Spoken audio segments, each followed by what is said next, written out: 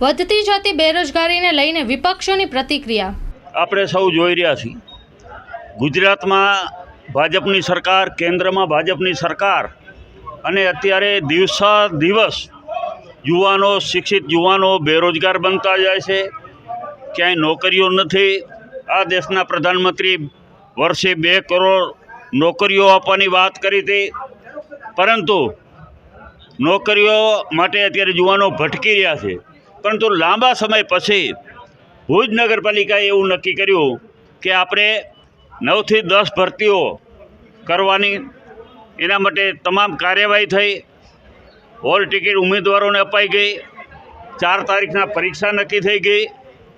અને એકાએક કોઈ પણ યોગ્ય કારણ વગર 30 તારીખની સામાન્ય સભામાં પ્રમુખતાનેથી ઠરાવ કરી દેવામાં આવ્યો કે પરીક્ષાઓ રદ. આનું કારણ શું? આજે આ યુવાનો સાથે, શિક્ષિત યુવાનો સાથે મજાક છે. તમે એક તો નોકરીઓ આપી શકતા નથી, અને નોકરીઓ માટે જ્યારે તમામ યુવાનોએ તૈયારી કરી લીધી હોય અને તમે કોઈ પણ યોગ્ય કારણ વગર નોકરીઓ રદ કરી નાખો. આ દેશમાં કોઈ એવી પરિસ્થિતિ નિર્માણ નથી થઈ કે તમારે પરીક્ષા રદ કરવી પડે. તો આના પાછળનું કારણ શું? તો આ કારણ માટે થઈ અને આજે અમે કલેક્ટરશ્રીને આવેદનપત્ર કોંગ્રેસ પક્ષ આપવા આવ્યા છે. અને અમારી રજૂઆતને માંગણી એવી છે કે નગરપાલિકાએ કયા કારણોસર, શું કારણથી આ ઠરાવ રદ કર્યો. આના પાછળનું આશંકા એવી છે કે એના મળતિયાઓની ગોઠવણ થઈ રહેલ નહોતી, અને ઘણા યુવાનો પરીક્ષા આપવા માટે આવવાના હતા. એટલા માટે થઈ અને કોઈ યુવાનો સુધી કદાચ કોલ લેટર ન પહોંચે હોય, એવા કારણોથી આ ઠરાવ કરી અને આ પરીક્ષા મુલતવી રાખી દેવામાં આવી, રદ કરી દેવામાં આવી. તો આના પાછળ માત્ર ને માત્ર નગરપાલિકાના પદાધિકારીઓને મોટે પાયે ભ્રષ્ટાચાર કરવાનો હોય એવું અમને દેખાઈ રહ્યું છે.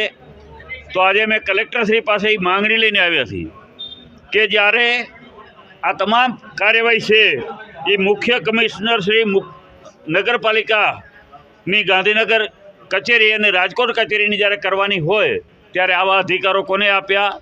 એને અધિકાર જ નહોતો પરીક્ષા રદ કરવાનો, મુલતવીનો કરવાનો આદેશ કોણ આપી શકે? આ પણ એક તપાસનો વિષય છે.